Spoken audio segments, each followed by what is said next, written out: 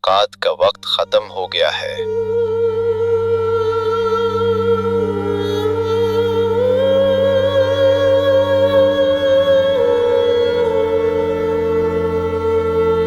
Jail superintendent ने मुलाकात का वक्त ख़त्म होने का ऐलान किया तो बेनज़ीर भुट्टो ने जेल की सलाखों को पकड़ लिया। बराए मेहरबानी दरवाज़ा खोल दो, मैं अपने पापा को अलविदा कहना चाहती हूँ। बीबी मुसलसल इल्तिजा करती रही मगर सुपरिटेंडेंट ने इनकार कर दिया। ये फांसी के तख्ते पर लटकने से पहले जुल्फ़िकार अली भुट्टो की अपनी अहलिया और बेटी से आखिरी मुलाकात थी।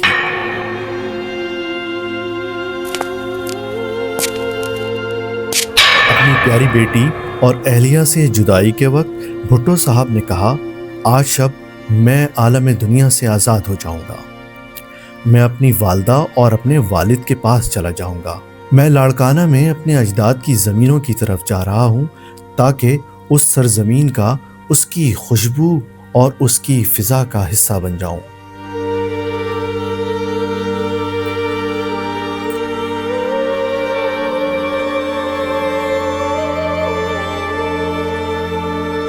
भुट्टो साहब ने अपने जुमले मुकम्मल करते हुए आखिर में मुस्कुराते हुए कहा, आजकल लाड़काना में बहुत गर्मी है, मैं वहां एक साइबान तामीर कर दूंगी। बेनज़ीर भुट्टो बमुश्किल ये जुमला मुकम्मल कर पाती हैं और जेल हुक्काम ने आगे बढ़कर उन्हें अलग कर दिया। बीबी ने आखिरी जुमला अदा किया, अलविदा पापा।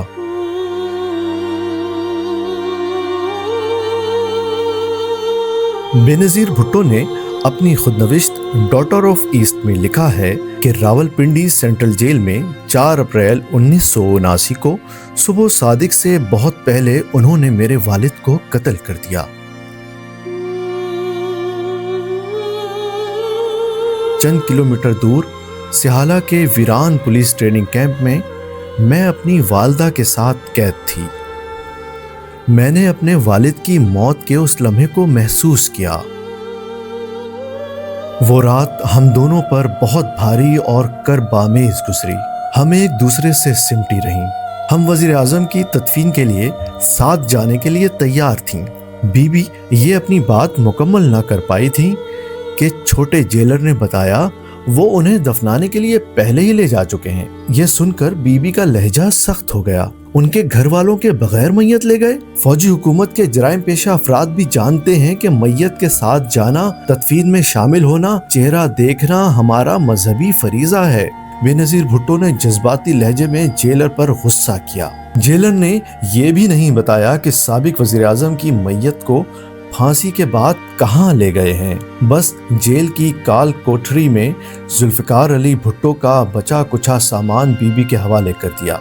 लंबी कमीज और ढीला पाजामा जो उन्होंने आखिरी दिनों में पहना था, क्योंकि बतौर सियासी कैदी उन्होंने मुजरिम की वर्दी पहनने से इनकार कर दिया था। खाने का टिफिन गो के कुछ दिनों से उन्होंने खाने पीने से इनकार कर दिया था। बिस्तर के कपड़े जिनकी इजाज़त उस वक्त मिली थी जब चारपाई के टूटे हुए तारों से उनकी कमर छलनी हो चुकी थी। बीबी लिखती हैं, हम माँ और बेटी को फांसी से एक रोज कबल मुलाकात के लिए ले जाया गया तो मेरे वालिद ने जेल की काल कोठरी से आवाज दी, आज तुम दोनों इकट्ठे क्यों आई हो? क्या ये आखिरी मुलाकात है?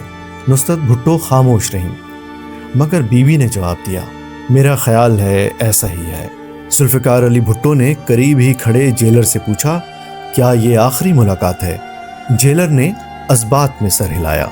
क्या तारीख का तयन हो गया? जुल्फ़िकार अली भुट्टो ने फौरन सवाल किया। जेलर ने बताया कि कल का दिन तय हुआ है, कवायद के मुताबिक सुबह 5 बजे। बीवी और बेटी से आखिरी मुलाकात के लिए तयशुदा वक्त 1 घंटे के बजाय 30 मिनट करवाई गई। गुस्ल और शेव करने के लिए इंतजामात करो।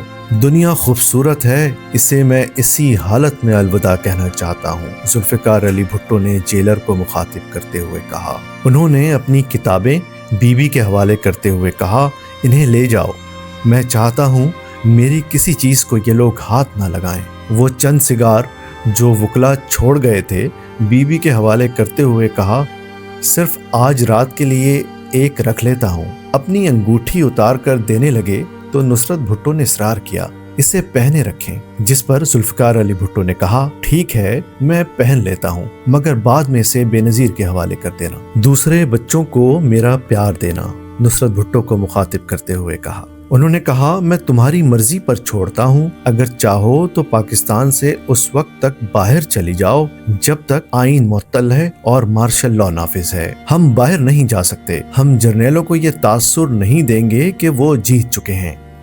نصرت بھٹو نے جواب دیا، اور تم پنکی؟ بھٹو صاحب نے بی بی کو مخاطب کیا تو انہوں نے بھی کہا میں بھی کہیں نہیں جا سکتی۔